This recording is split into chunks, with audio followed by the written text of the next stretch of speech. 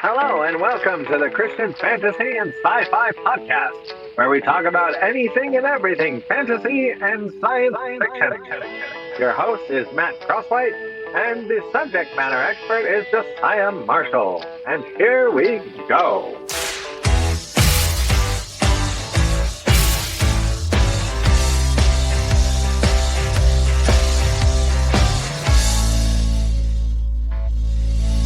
Hey everybody, welcome to another episode of the Christian Fantasy and Sci-Fi Podcast.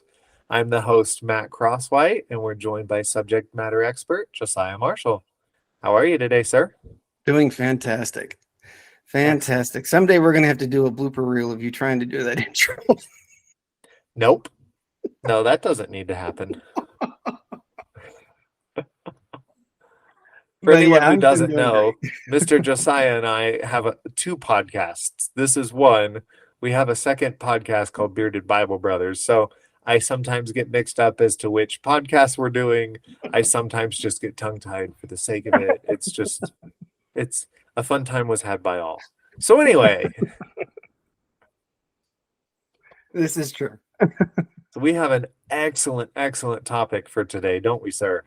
We do. Although some might say it's a quintessential one. When else are you going to have a conversation about this? It's always determined by various factors, whether it's the number one favorite or how important somebody considers it to be in the realm of fantasy and all that jazz. So, yeah, it's going to be a fun one. Well, I can answer those right off the bat. It's extremely important and probably is the best ever. So there you go. Easy. Okay, there you go. What's next? Leaves. Leaves. We can do an entire conversation about leaves. How's that sound? We could. But in order to have that conversation, we would have to figure out an ent to invite to our show. We would, yes. And then if we ever decided to talk about acorns, we'd have to invite a hobbit, specifically Mr. Bilbo Baggins himself. Yep, that's super true. Yep. So if anybody hasn't guessed it yet, we're talking about Lord of the Rings today. Yay! Which hasn't been talked about before. I mean, no, I'm sure there's no podcasts anywhere about it. Or, yeah, it's kind of a hole-in-the-wall set of books and movies that most people probably have never heard of. Right.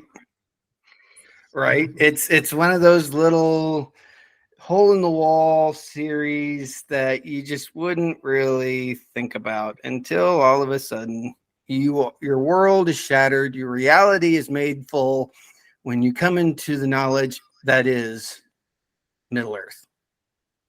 Yes, and you end up starting to shop on Amazon.com how much swords cost and LARPing rings and all sorts of things. So, not that I've done that, of course. No, but no. But you, the listener, might. Yeah, which sword are you liking the most? Well, Aragorn's, of course.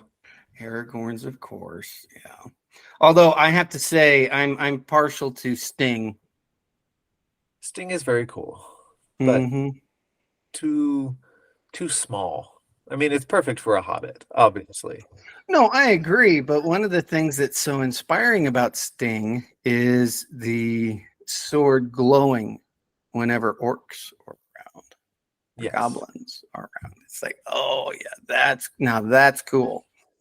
So that one sword has sparked more, especially whenever I see it in the movie. When you see it in the movie, they finally find the trolls' hoard, and they're going through all of the treasure, and they're dispensing it out, and it just seems such like an inconsequential sword, right? Well, as one in the movie, I can't remember if it's in the book. In the movie, one of the dwarves says, "Oh, it's nothing more than the letter opener," and right.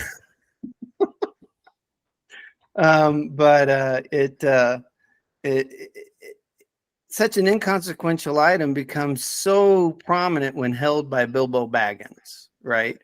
And the history now, yeah, there's history to Aragorn's. There's even history to Gandalf's sword, but the history begins with Bilbo. That is true. And while you've got an expectation of these other swords to live up to, this is brand new. You get to participate in the historical dawning of a brand new sword and what it's going to potentially mean going forward, especially for Bilbo, right? Because there's nothing like being able to connect with those events that creates a legend around an object. Because, yeah, you hear the stories about Gandalf's and Aragorn, you go, yeah, okay. And then you might even go back into the legendarium that Tolkien has established. You go, okay, now I can get into these events and find some connection there. But with Bilbo, there is this natural bonding between the reader and Bilbo when it comes to the presentation of the sword and the eventual events of the sword. Which, Yes. namely enough, I mean, what better way to gain its name than through its activity with the spiders? Absolutely. So, but yeah, we could get lost in that one. I really want to ask what is the history or the lore of Gandalf's sword, but I don't know that that's where you want to take the entire episode. So, Well, we could, but I was prepared to be more general and just asking any questions you may have just about the stories in general. excellent. Because then Excellent. you're going from beginner to advanced. It's just what I'm curious about. I didn't take the time to assess the hierarchy. But I do have to say, in preparation for this episode, my wife and I have been watching through the movies, and this is both of our first time watching the extended cut. Oh, so you've seen the theatrical versions? Yes. Oh, okay. Yeah. And at one point in the past, I had done the books on audio. Okay. But I've slept since then, and so much of it has been removed from my memory. However, we've been watching through, and we just last night finished the Two Towers, and started the Return of the King. So I'm not all up to speed in order to have this conversation today. So with that well, let's said, start we can start at the beginning if you want, but go ahead. I just have to give a major shout out to the extended cut, because there are certain parts of the movie that make so much more sense now because of scenes that they had to cut or reduce down. Like, for example, in the Two Towers, obviously not starting at the beginning, sorry about that. In the Two Towers, when Gollum, spoilers for anybody who's not seen it, when Gollum finally gets them to the Black Gate and they see it open and admit this foreign army from the east, it always confused me why they never made a run at the gate or even attempted to try and get there. And then in the extended cut, they do exactly that, and it's this big tense moment that I won't spoil, but it made so much more sense. I was like, okay, it's like they walked all this way and they just stopped. And then all of a sudden, oh, there happens to be another way. But it made more sense. I appreciated that. Well, you're welcome. One of the things I wanted to say before we got going too much in this is that I want to admit I am not a Tolkien scholar, but I love talking anything fantasy. And when it comes to Lord of the Rings, you've got two different experiences. You've got the movies and you got the books. And it's interesting that the movies could be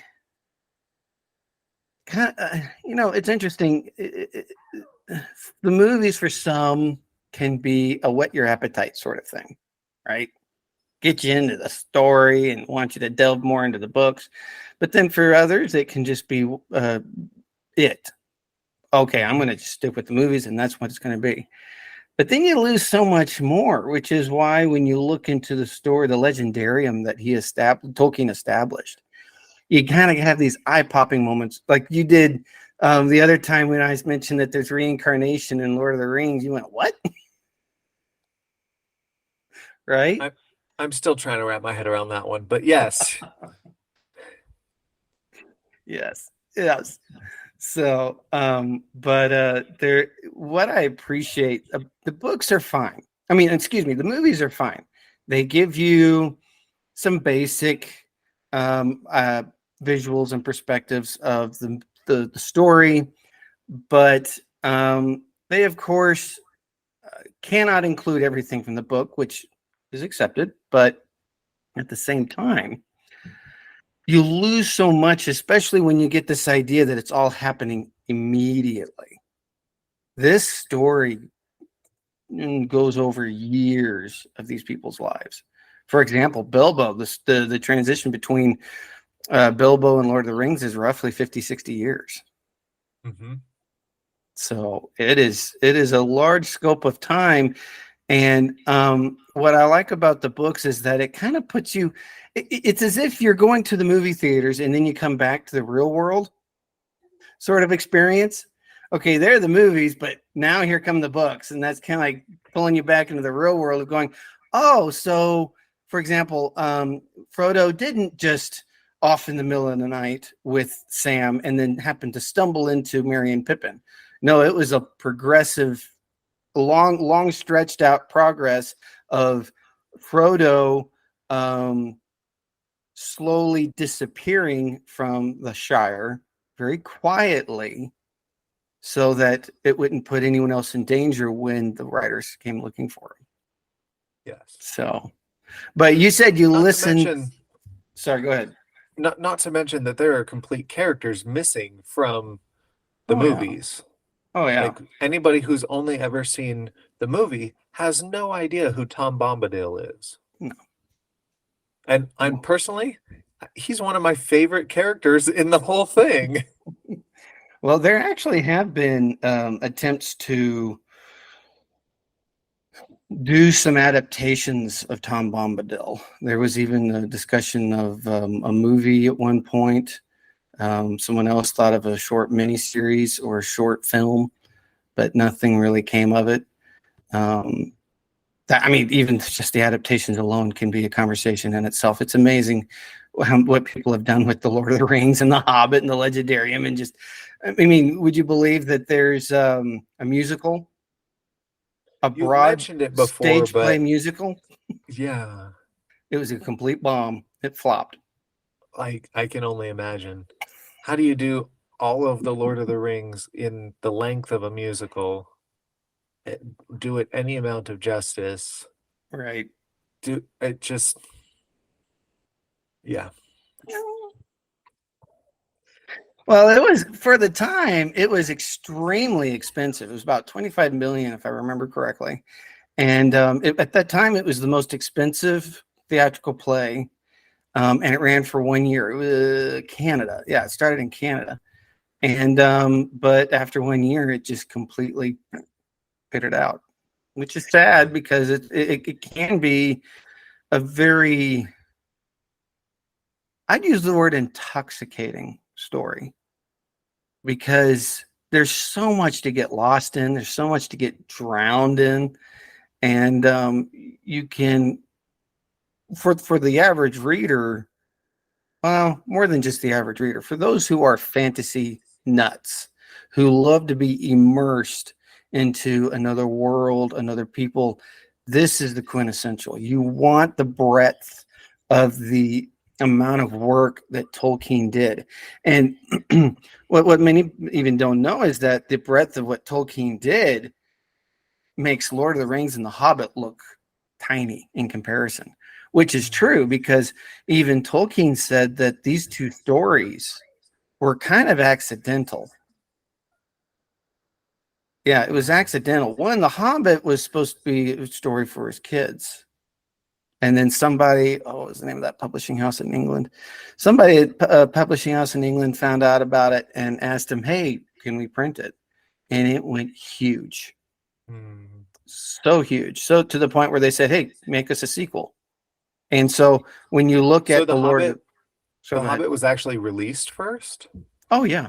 Yeah. Oh, I didn't realize that. Mm-hmm. It was released first, and then you had Lord of the Rings come on second, but that was a serialization. So what you might see is 3 books, excuse me, is actually a series of books put out through a serialization printing, because it was just the one book of Lord of the Rings is huge, and publishing houses at the time could not produce such a large tome for anyone, because most people wouldn't have bought it. Right. But if they were able to break it down into more bite-sized approaches, then yeah, that would have happened. And so that's why I would say that the invention of the trilogy was kind of accidental, especially I would say within the fantasy world. Now, I'm not too familiar with other trilogies that were around at the time, and really the history of the trilogy, but even just looking at this, you could see an influence, though, on modern fantasy writers in their approach of saying, oh, I'm writing a trilogy like Tolkien did. Tolkien wasn't out to write a trilogy.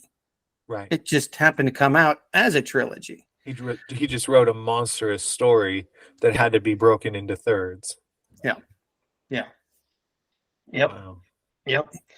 And one of the things I appreciated about Peter Jackson when it came to the movies was that you watch some of these behind the scenes, and there's the behind the scenes footage is extensive. You think the movies are long? Woof. You're in for a long haul when you want to sit down and do those the behind the scenes stuff. But you could see did Peter he do that because he knew that the fan base was so vast that they would want all of that Oh, footage yeah. later. Yeah. Yep. And because he himself is a Tolkien nut. Got it. He himself was a huge Tolkien nut. And so but you see in these behind the scenes of him walking around with the book in his hand, and he'll be directing, and he'll hold up the book and reference something and then do this, that, and the other. I mean, he was so dedicated to the project that, if I'm not mistaken, it's the only film series, and I could be completely wrong on this, but it was the only film series of the time, at that time, that put so much pre-production into it. They went down to New Zealand, to that farm, to start building the Shire and getting plants growing. What was that? Almost 2 years before things got started, because they wanted it to have this lived-in look. They wanted it to feel like you're stepping into something that's been there a while.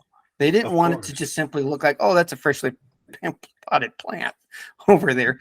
No, it's grown. You see some weeds even, and it's just full, and you just see the abundance of activity that went into the Shire becoming what it was. But even then, the history of the Shire is kind of fascinating. But just Peter Jackson's commitment alone to the story, while much appreciated, was in some ways heavily criticized, even by the Tolkien Foundation. Because, well, take the fleeing of the Shire, for example. If you read the story, you get this idea that this was methodically planned out, and it wasn't done alone. Merry and Pippin, in the story, you get Merry and Pippin, who observed Bilbo hiding from the Sackville Bagginses one time, just by simply disappearing. And who was it, Merry? I think it was Merry standing there watching this. And then he saw a flick of gold, and then that's when he first spotted the ring. Because let's ask a basic question here. How long can you keep something hidden before somebody finally even gets a glimpse of it, right? Sure. Someone's bound to see it at some point. The Shire isn't filled with just completely ignorant people. I mean, right. And it's also not a cold climate culture where everybody just keeps to themselves and barely even makes eye contact on the sidewalk. It's everybody's in everybody's business, and if you're not neighborly, you're doing it wrong. I wasn't dropping no eaves, sir. Sam's line to Gandalf, which, and when you read the book, you realize he was intentionally dropping eaves. He was eavesdropping intentionally, so that he could report back, because he was the information officer, so to speak, in this little operation of spying on Frodo for this amount of, and Bilbo for this amount of time. And so he was. The movies did that justice, because they had him under the windowsill at the house when Frodo and Gandalf are talking, and then they circled it back in when the Fellowship is being established, and he pops out of nowhere and says something to the effect of, "Frodo doesn't go anywhere without me." And then Elrond's like, "Well, clearly we couldn't keep you out of a secret meeting, so all right, you can come."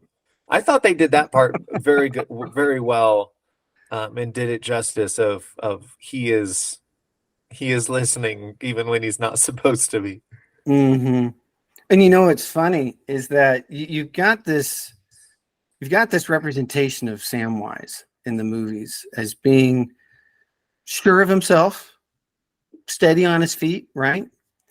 And loyal. Oh boy, loyal. Now you get that loyalty in the books, and even when you're at that council, you get Gandalf talking to Elrond, saying, because Elrond even planned to put 2 of his own people in 2 slots. Really? Of the Fellowship, yeah. But Gandalf talked him out of it, saying, wait, let's leave this to friends. Let's leave this to the loyalty of friends. And it's like, oh, wow. But is that, what was it, Merry or Pippin commented on how unsteady he was on his feet if he didn't trip himself up. So you kind of get that. That's where I get a little with movies, especially when you get into the book so much. Now, I'll be honest, I haven't read the entire pantheon of all of these books.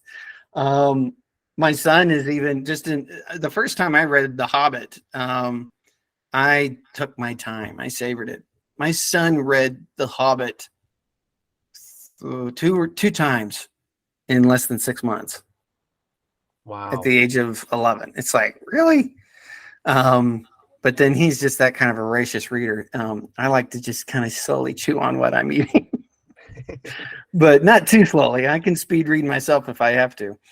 But this is some of the dichotomy, the movies and the books, and we're a lot of scholars, because there was such a response to Tolkien, especially him being a philologist, which is a person who studies just the in general. It's a study of words, and then on top of that, he was in his own right a type of philosopher. He was highly educated. So it made sense that people would want to delve into this, especially scholars, to say, why in the world would he go this route? And that's why you have Tolkien scholars today. I've met a few of them, and they're phenomenal people. They're very geekish.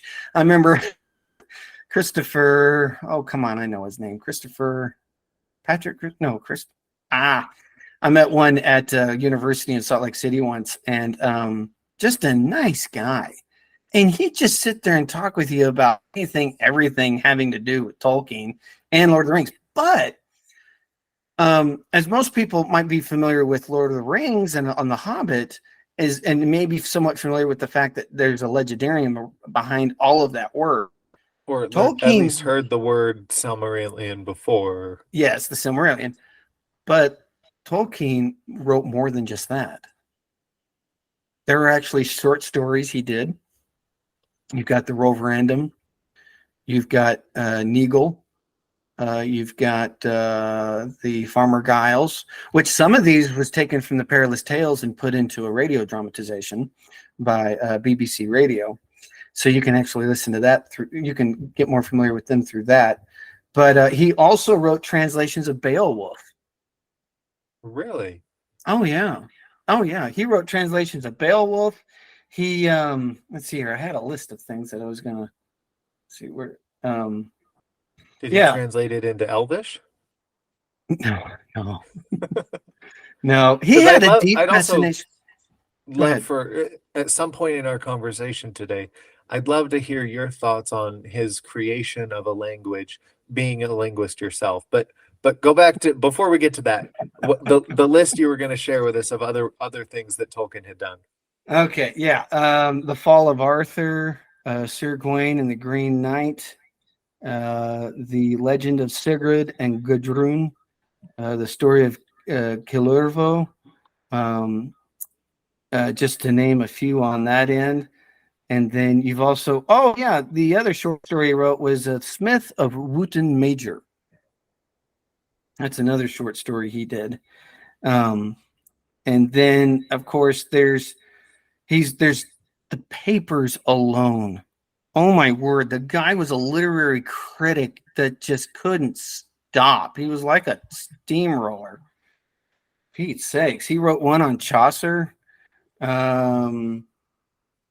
And it was just staggering. And even the stuff that's been written about him is just even off because Chaucer was actually something read about him, excuse me. And so even just some of the stuff written on him was nuts. But he wrote dozens and dozens of articles. He wrote so many letters, in fact, that Christopher Tolkien has been working on trying to take some of these letters and put them into a book form, if he hasn't already done it. And that way it would be a reference to a lot of the stuff that Tolkien talks about, because there are people that would write in and ask questions about Gollum or the marsh that surrounded Mordor, and various other things. And I want to, I could be proven wrong. Any Tolkien scholar can definitely hand me my shorts on this one if they want. But there, if I'm not mistaken, there was an incident with a woman. I mean, a letter, not a woman. I may have been a woman writer, but there was a letter where it talked about Gollum from the first edition, and he that's when he started realizing, wait a minute, is it a birthday gift that was given to Gollum, or was it a birthday gift that Gollum wanted to give to Bilbo for his birthday? Because it was also common in some cultures to actually give gifts on your birthday rather than to receive gifts. Right. And so there was that was some of the original approach that Tolkien had in the first book. He actually had Gollum giving Bilbo the ring. But really? But in the second version and on, he flipped it so that Bilbo finds the ring, and that's where Gollum sets out to be Bilbo's shadow, so to speak. Sure. And really the ring shadow. I wouldn't even call him specifically Bilbo's or even Frodo's shadow. He wanted that ring back. He was obsessed with that thing. Yeah. So he's compiling these letters to show. It's almost like Tolkien had been to Middle-Earth, had learned lived there for 250 years, came back and was the subject matter expert. So he would write letters about it. He would write the books and the stories, but people could write to him and ask for clarification on things because he was the only one who had ever been there.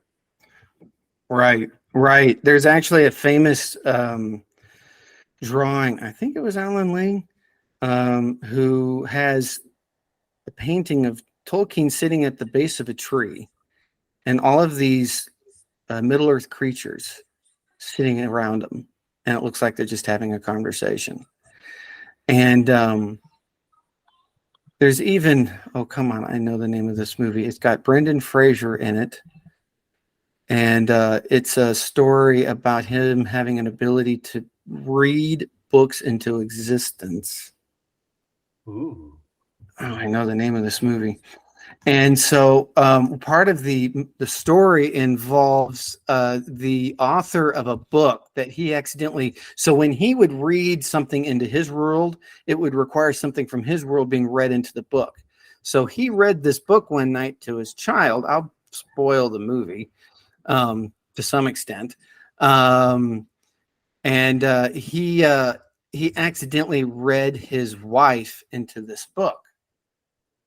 Well, the author of this book, Inkheart, that's right, it's based off of the Cornelia Funk novel, Inkheart. He's methodically going around for years trying to find another copy of this book. Because when he was reading that book, not only did he read his wife in, he actually read the villain out. And he also read a couple of other people out by accident. And the villain takes the book, and I think it destroys it. Yeah, I think so. But then the villain slowly starts to find the copies himself and starts destroying them so that he can stay there, right? Wow. But while that's all fun and fun. The author of the book himself within the story makes a unique request towards the end. The daughter of Brendan in the movie also seems to have this silver tongue where she can read in and out of a story. And so she's standing there finishing this. She's kind of in the movie, you got her writing something on her arm and on her palm of where she's writing the story out and reading it so that she can get rid of the shadow that's come into the real world and then trying to destroy things. And the author suddenly interjects because now the shadow's gone. He says, "Hey, read me into the story. I want to go there." And I always thought that was always interesting because I would not doubt it that there are authors who will sit with their stories as if they've been there for their entire life. And if they're presented with the opportunity and going and living there, would they jump at the chance? Yeah. Now, Tolkien, I don't think Tolkien was in that camp. I think he was very well grounded in where he was and what he was doing. I mean, he had to be, considering he was a World War I veteran, for crying out loud, and nearly lost his own life to getting sick. Man, I tell you, that mustard gas and the gases that they used in World War I combat really did a number on him and so many others. But it is interesting, though, to look at this and not think that, yeah, he had to spend hundreds of years there. You get that feeling, you get that sense of depth, right? But this is where the genius comes into play. Now, you mentioned earlier about my opinion on this as a linguist. Now, linguistics and philology are they're kind of similar. They do have some overlapping elements, but they are pretty distinctive. And so what Tolkien was doing, he was very fascinated by individuation. He always liked to understand the very distinct nature of something. Okay. So it makes sense that when he gets into this language writing, you had various dialects that ended up developing, and he would be very meticulous as to the individuation of these dialects and the distinctiveness of them. So linguistics, especially in my area, applied linguistics, looks at language and asks a couple of questions. How is language being used, and why is it being used? Okay. A very basic example is how language is being used, because you can use it comically, you can use it literally. One comical example would be two characters talking about something, one giving information to the other, but not complete information. And then maybe a show will morph around just this little bit of information that's given to this one character, creates a lot of comical scenes and realities that you go, yeah, okay, if they had known all of it, that probably wouldn't have happened. But then at the end of the show, then you finally have all of the information finally disseminated, and then go, oh, okay, I didn't have to go through all of that because I didn't have all the information, right? That's also partially called truth conditions. But anyways, when you look at Tolkien's work, he's getting down to the heart, in my opinion, the heart of what it is to be someone. Because in order to be someone, you have to have a rumination of thought, an ability of thought. Thought is going to be grounded and rooted in language, the ability to communicate with yourself and communicate with others, right? And so it makes sense then that his work would have such a great depth to it, because he developed the languages long before he even had the stories in mind. That's what his academic approach was. He was a philologist. He was fascinated with language. Now, there is some really interesting, I'm not going to get into too much detail in this because the information about it on the internet is just overwhelming. Excuse me. But there are some really interesting documentaries that you can watch that will show the process that Tolkien went through to develop these languages and the source languages that he drew inspiration from. We're talking about up there in the Norway, the northern Russian area, northwestern area of Russia, and just this very specific group of people that he would sit and go and record them talking. He just and then that way he was being a linguist. He was parsing out their language, figuring out how their grammar worked, and all that jazz, which is really what a linguist does. Linguists are not learning languages; they are studying languages. Philologists can have more of an approach of learning languages, but then they're still looking at very specific parts of language. Okay, and so that, in my opinion. And I've heard some other scholars say this, that his approach to developing these languages first gave him the heart that allowed him to grow in depth and width in his story, and gave his story a bit more credibility because it was more organically produced, in the sense that language is looked at organically. When you look at, say, Conlang, which is invented languages, they're very restrictive. They're synthetic. They're very inorganic. They're kind of stuck there. They're not able to really be malleable and flexible with, say, the progress of a word over centuries, because the meaning of a word can change over time. Even the writing of the word, the reading of the word, the pronunciation of a word can change over a period of time. And so when you write these conlangs, it gets stuck. So unless there's what is that called? It's basically an open-ended form of grammar where you're able to put it into an organic thinker, and then the language can be a little bit more flexible and then has the potential of growing, right? And working and being used. I've mentioned this before. There are communities that will have weddings in Elvish here in the real world. The entire ceremony will be in Elvish. They'll have entire conversations in Elvish. You kind of get a hint of this in what is that show? The Big Bang Theory. I guess that could be a kind of a cornerstone for a lot of geeks, because it can have so many pop culture references. But sure. There are communities that are fluent in Elvish, so whenever they're together, they only speak Elvish and a specific type of Elvish, whether it's a certain dialect or.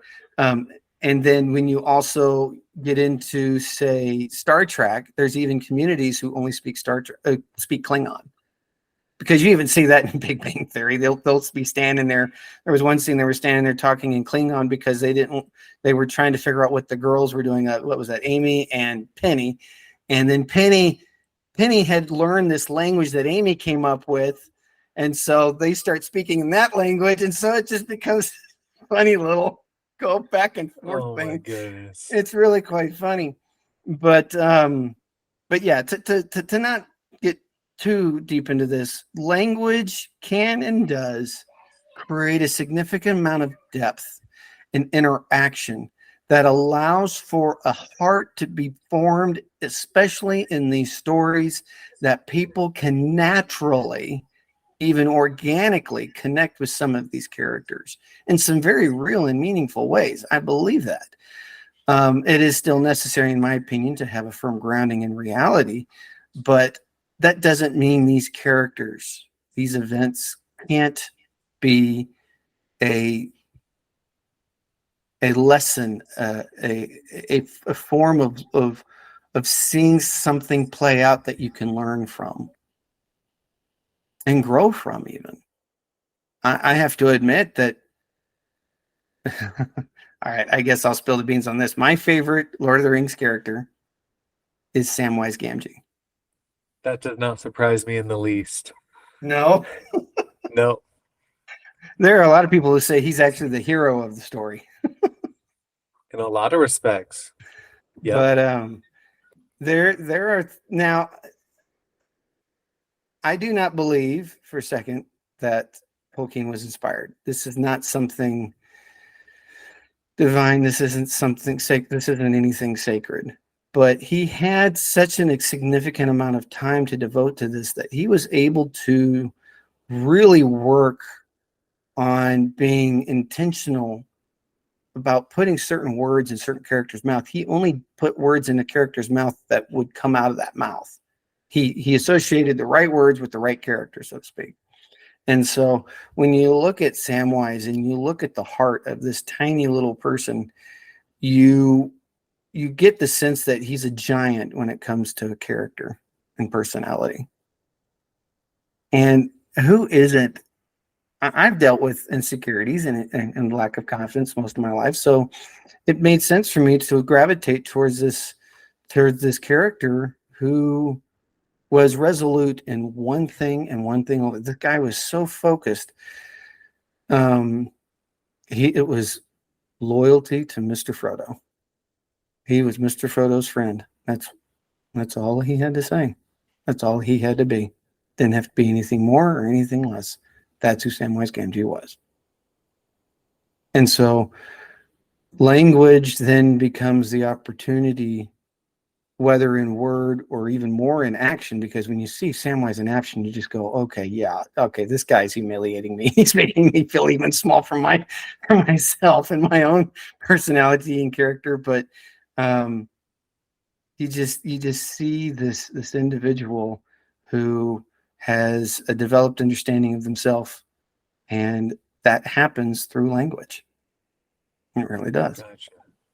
Now, how do you, and I don't recall how they portrayed this in the books, but they do show Sam's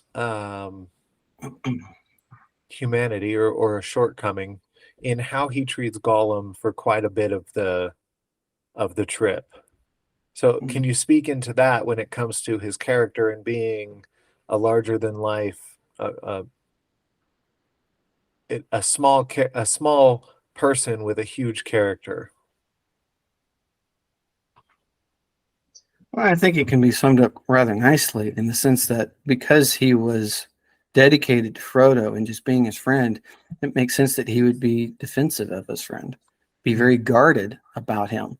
Because when you look at Gollum and you look at the intensity of his desire for that ring, you know that he's willing to go to any lengths. He's already gone to lengths. He's already committed murder. He killed his own brother, cousin.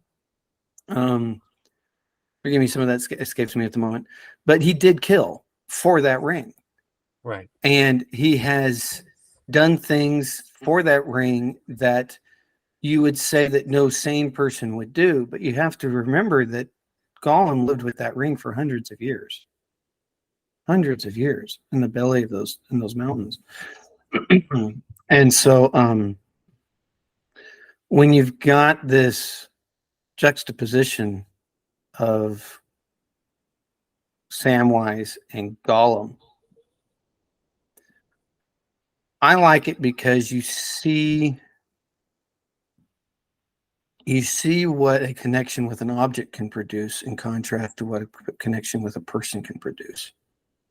Because Gollum ends up becoming his own worst enemy. He has this dual voice going on in his head, and it becomes his own little echo chamber, right? And as a result, he's very finite. He's very limited in what he's able to see, what he's able to understand, and how he's able to just grow over the years. He thinks even more, which is why Gollum can really be seen as a kind of a prime example of what can happen when somebody has a mental disorder and they just continue to get lost in themselves. I'm not saying that they're a Gollum. I'm not saying that they're going to go the way of Gollum. Don't get me wrong there. But even just speaking from personal experience with mental disorder, that it can be self-losing. Whereas with the interaction that you see between Frodo and Samwise, you see a lot out of biblical principle. Iron sharpens iron. So two men sharpen one another. Like when Sam is trying to bring Frodo to the awareness of the impact that the ring is having on him, and that he's lashing out and he's talking like Gollum about how precious the ring is. Sam's drawing his attention to it in the most loving way. Like, hey, do you see what this is doing to you? Yeah, exactly. And that's where you're able to see the very thing that Gandalf is debating with Elrond about, and what he sees from the beginning. It can be a little abstract, a little bit blurred, not well seen in the sense that you see the interaction between Gandalf and Bilbo at the very beginning, and their little linguistics, tit for tat sort of conversation. Good morning, and then Gandalf goes into, well, what do you mean by that? Do you mean this? Do you mean? I used to have that whole thing memorized. I can't remember much parts of it now, but anyways, you see Gandalf already at work, which really speaks to the type of character and even the creature that he is in the story and what his role was in Middle-Earth. We can go with that if you want to, but really when you bring that back into what's going on now, you see that there was a necessity, especially in Gandalf's part, to see this relationship develop, because he knew they were both going to need the other. Frodo needing Samwise more than the other way around. Because in order to be able to do what he did, he was going to have some type of support. And for a time, the Fellowship provided the various types of support he needed. But then, in my opinion, it was natural for the Fellowship to slowly reduce itself back down to Samwise and Frodo, because in my opinion, it's far more natural to go one way than 9 different ways when you're trying to do even as an author a character's development. But then also it's far more natural because you see even some of the biblical stuff that I referenced earlier was that you have a relationship within that's established within our creation that's predicated on 2. Now, I'm sure there could be any number of arguments that based off the universe, the in and out of verse that Tolkien developed, because he really jumped into it whole hook, line, and sinker. I mean, he jumped into the whole thing because he created a creation story. He created it's just staggering the amount of stuff he came up with. But suffice it to say, not to get too distracted here, Samwise and Gollum, they are prolific characters. And in some ways, I could even imagine, based on the fact that there are the cultures around the world, there can be various values that cultures have. I know of a few of them, and some of the things that they value, one being betrayal and how well you can betray someone. It's like, okay, wow. Right. Based on our values and morals, we look at Sam and we think such a large, just a giant of a character. And this is the kind of character that I want to emulate in my life. But at the same time, I'm forced to ask one basic question. What is his motivation? And what sustains that motivation? Now, it's all about Frodo. So when Frodo's gone, what is he left with? Now, we do know that later on, Samwise becomes the mayor of Hobbiton. And he does get married and he has kids. So at least to some degree, you've got this idea that Sam is aware of the fact that, he can't completely throw all of himself into Frodo. And you know that because he also doesn't lose himself in Frodo, same as Gollum lost himself in the ring. Right. But when you look at the development of the characters in the book, whereas you compare yourself, because there are three basic elements of the human structure. You've got the spirit, the soul, and the body, which is generally accepted, especially within Western cultures. Whereas with Tolkien, he didn't really get into that a whole lot, at least not with this specific relationship, I would say. Not with this specific relationship. There were other relationships. I mean, we've got elves and humans. You've got the romance story of a few romance stories of humans and elves falling in love with each other, and some of the spiritual implications of all of that. But when you look specifically at Samwise and Frodo, it's not there. And so as a result, for me, it's missing something. It's missing an element that's very real in my own life and necessary to my personal development and to my identity, to the core of who I am. I am a person created in God's image. I am the creation of the Creator. And so I have that relationship with my Creator. You don't have Samwise having that relationship. So that's why I would say in this context that there are things that meet with me in regards to Sam, and then there's things that just don't. But that's fine. Of course. Does that? I know you were talking about. Does that answer your question? It does. Okay. It does, and I think that's the case with anytime we relate to any character in a book or a movie. There might be significant chunks of it where we really, really relate to them, Mm-hmm. and then there are other parts that, whether we know it or it's more subconscious, we kind of gloss over and go, "Nah, that part's not so much me, but I really identify with this part over here." Right. So yeah, that makes total sense. Yeah, exactly. But yeah, I mean, this is just what this is what the work of Lord of the Rings does. Now, is it limited to Lord of the Rings? No. I've even been part of a group where we're talking about Narnia. And so I've actually heard some critics say, oh, there's no depth to Narnia whatsoever. But if there's one thing there's two things. Let's just do two. I mean, there's even more, but there's two things that you see actually bridging Lord of the Rings, the Legendarium of Tolkien with Chronicles of Narnia. There's two things. One, there's inheritance. There's something being passed along, and there's a different experience. There's a different value. There's a different understanding of what is being passed on to these generations and how they are using it. And then two, music. Now, here's the interesting thing. When you look into the creation of the Middle-Earth or Arda, you find that a lot of it was used through the making of music. So is Narnia. When you look at The Magician's Nephew, Narnia is created by Aslan singing. Right.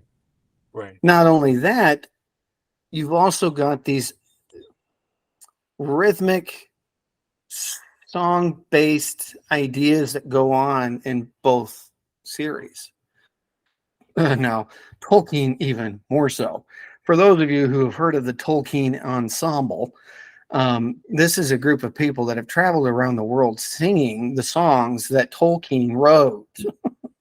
You even have, going back to the 1960s, when Donald Swann wrote the music to The Road Goes Ever On, that Bilbo sings and then Frodo sings throughout the series. There's at least 3 recountings of that song in particular. And so the presence of these two things, you can really mirror one with the other, and that, of course, allows you to be able to just analyze it even more and just have more fun with it, of course. But at the same time, you can get to also see the distinct uses of music and inheritance in each story, and it gives you, like with Frodo and Sam, or Gollum in the Ring, something to compare with. And it can lead into more interesting places, but as I've been told, that's not exactly of interest to many people. So find it interesting, jump in and have a ball. There's plenty of toys in that pool to play with. Yes, and it very much seems that there are so many different directions. It's such a robust world and robust. Just you could fall down 1,000 different rabbit trails and really, really geek out and nerd out and research any particular one of them and still have enormous swaths of things that you haven't even touched. True. And here's the funny thing about that. Tolkien and I find myself more and more comparing myself to the actual author than I do the story a lot, because he and I had one major fascination between us, and that was trees. I've been immensely fascinated with trees, and even trees are part of the legend of Middle Earth. That and light, but definitely with trees. And you also see trees at work in a lot of other cultures. You even see it in Norse mythology.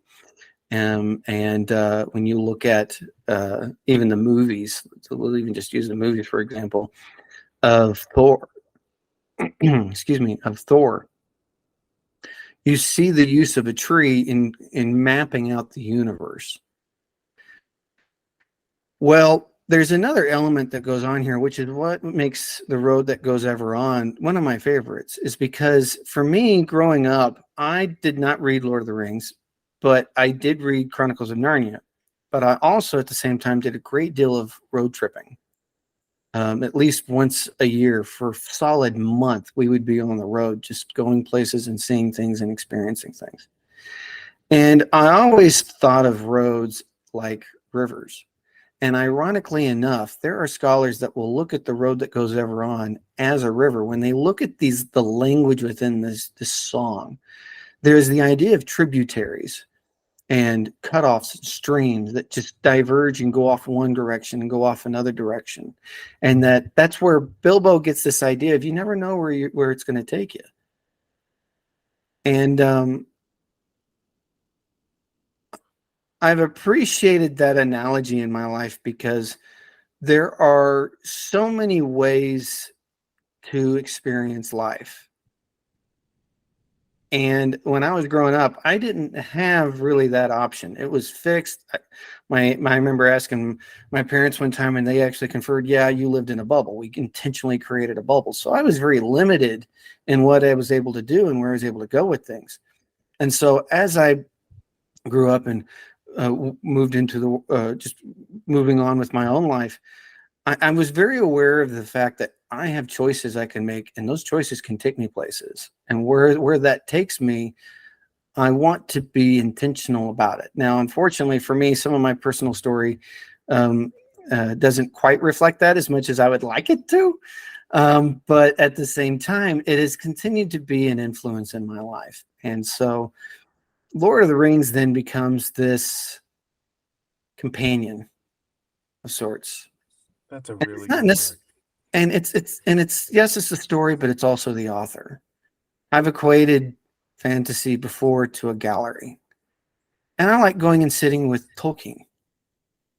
Yeah, I like sitting down with Samwise and having, pseudo conversations, but really to sit down with the author and just share a passion for faith, for imagination, are two things that I value a great deal. And to have an opportunity to interact, yes, he's passed, but the amount of material available to read from this guy's hands gives me enough to somewhat interact with. But it's funny. Some people will look at the Lord of the Rings and say it's a perfect story. Tolkien, in his own way, it showed his imperfection by saying he would have rewritten The Hobbit to match with the style of writing that he did in Lord of the Rings. He saw the imperfections in his own stuff. We actively see the imperfections in our own lives. And it's amazing to me how story can help us see them, interact with them, relate to them, and move on from them, even processing them in our lives. And so that's one of the ways Lord of the Rings has been part of my life, especially as an adult, because I didn't read it, as I said, growing up. So, right. Absolutely. And to our listening audience, we would love to get to hear write into us and tell us how this has impacted, how Lord of the Rings has impacted you and your thoughts on what we've shared. I think that's going to wrap up our episode for today. So until next time, keep reading, happy listening, and we'll chat later.